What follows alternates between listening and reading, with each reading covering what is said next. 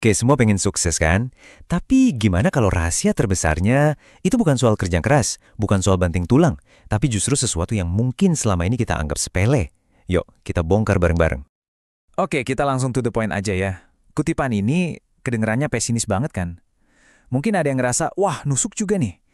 Tapi justru dari kalimat inilah kita bisa mulai ngerti sebuah konsep yang jauh lebih besar soal gimana kesuksesan itu sebenarnya bekerja. Jadi, ide besarnya ini datang dari buku super terkenal Outliers-nya Malcolm Gladwell. Gini, kerja keras itu jelas penting. Nggak ada yang bilang nggak. Tapi kata Gladwell, faktor penentu terbesar kesuksesan kita itu datangnya dari luar. Yup, dari lingkungan. Lingkungan inilah yang ngebuka atau justru nutup pintu kesempatan buat kita. Oke, kita masuk bagian pertama. Rahasia kesuksesan. Lingkungan Anda. Coba deh kita lihat faktor-faktor eksternal apa aja sih yang diam-diam ngebentuk jalan kita semua menuju puncak. Nah, ini bukan hal-hal kecil loh. Coba bayangin, siapa orang tua kita lahir dan besar di mana, budaya apa yang kita hirup setiap hari, semua itu kalau digabungin benar-benar nentuin peluang apa yang tersedia buat kita. Ini bukan soal nyalahin keadaan ya, tapi lebih ke, oke, ini realitanya, kita harus sadar. Nah, ini dia pertanyaan jutaan dolarnya. Kalau kita udah tahu lingkungan itu sepenting itu, terus gimana? Apa kita cuma pasrah aja? Atau kita bisa nggak sih secara sengaja ngebangun lingkungan yang emang dirancang buat bikin kita sukses? Jawabannya tentu bisa. Kita masuk bagian kedua, membangun ekosistem. Dan buat ngejawab pertanyaan tadi, kita nggak usah jauh-jauh. Kita lihat contoh nyata dari Indonesia. Proxis. Mereka ini keren banget karena mereka nggak cuma bangun perusahaan biasa, tapi sebuah yaitu ekosistem yang emang tujuannya buat nyiptain kesuksesan bareng-bareng. Jadi, apa sih ekosistem bisnis itu? Gampangnya gini, bayangin aja hutan. Di hutan itu kan ada pohon, ada tanaman kecil, ada hewan, semuanya saling dukung, saling butuhin buat tumbuh bareng. Bukan satu pohon raksasa yang nguasain semuanya, tapi sebuah jaringan kehidupan yang saling nguatin. Nah, itulah prinsip dasarnya. Di sini kelihatan banget bedanya. Di kiri itu model bisnis tradisional. Kaku, kayak piramida. Semua keputusan dari atas, dan pertumbuhan itu, ya, mentok di puncaknya. Nah, lihat yang kanan, model ekosistemnya Proxis. Ini beda total. Pertumbuhan itu datang dari semua anggota, dari semua arah, karena kuncinya kolaborasi. Ini benar-benar pergeseran cara berpikir yang fundamental. Dan ini filosofi inti mereka, terus tumbuh dengan menumbuhkan. Keren banget kan? Ini keyakinan bahwa cara terbaik buat kita jadi besar adalah dengan ngebantu orang lain jadi besar juga. Sukses itu bukan kayak kue yang kalau kita ambil orang lain jadi nggak dapat. Bukan. Sukses itu kayak api. Kita bisa nyalain lilin orang lain tanpa bikin api kita jadi lebih kecil. Malah ruangannya jadi lebih terang. Terus gimana cara kerjanya? Gampangnya, mereka pakai sistem hub and sell. Hub ini anggap aja pusatnya atau induknya. Tugasnya bukan ngontrol, tapi justru ngerawat, ngasih modal, ngasih bimbingan ke sel, yaitu bisnis-bisnis baru yang mau tumbuh. Jadi, si hub ini baru dianggap sukses kalau sel-sel di sekitarnya juga ikutan sukses. Masuk ke bagian 3, tangga bisnis. Oke, jadi gimana Proxis mastiin para pengusaha ini beneran berhasil? Mereka nggak cuma ngasih dukungan modal doang, tapi juga ngasih peta jalan yang super jelas. Namanya tangga bisnis. Ini tuh kayak kurikulum lah.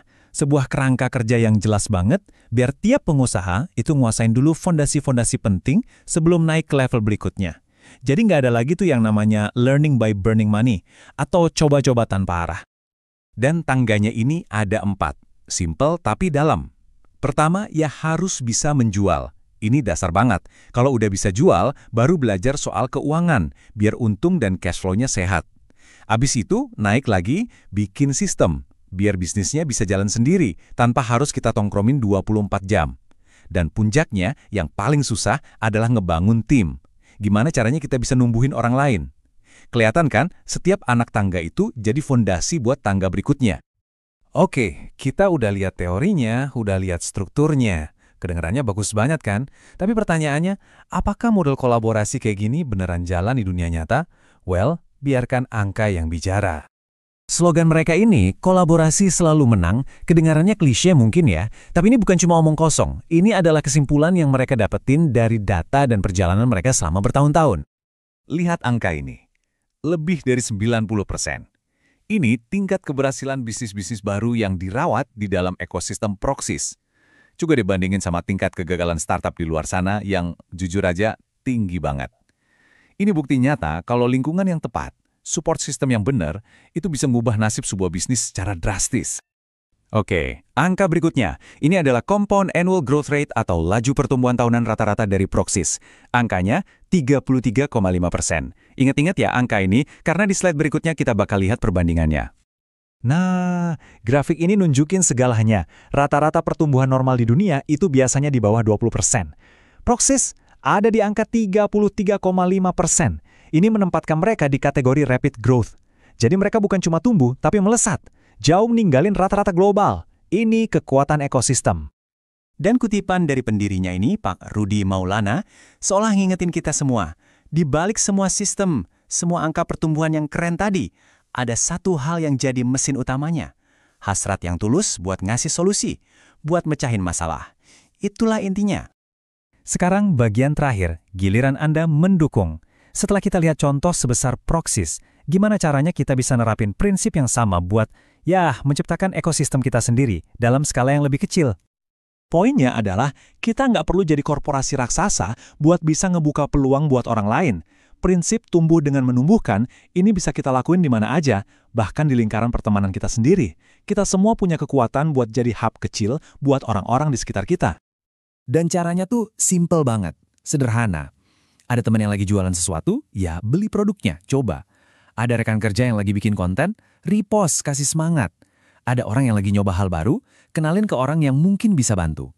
Kelihatannya sepele kan? Tapi, tindakan-tindakan kecil inilah yang jadi benihnya.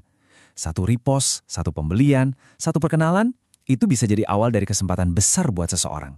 Kita nggak akan pernah tahu dampaknya. Jadi, pada akhirnya, pertanyaannya balik lagi ke kita masing-masing. Setelah kita tahu kalau sukses itu seringkali bukan cuma soal usaha sendiri, tapi juga soal dukungan dari lingkungan, pertanyaannya adalah, kita siap nggak jadi bagian dari lingkungan yang suportif itu? Jadi orang yang ikut ngebantu orang lain sukses? Pilihannya ada di tangan kita.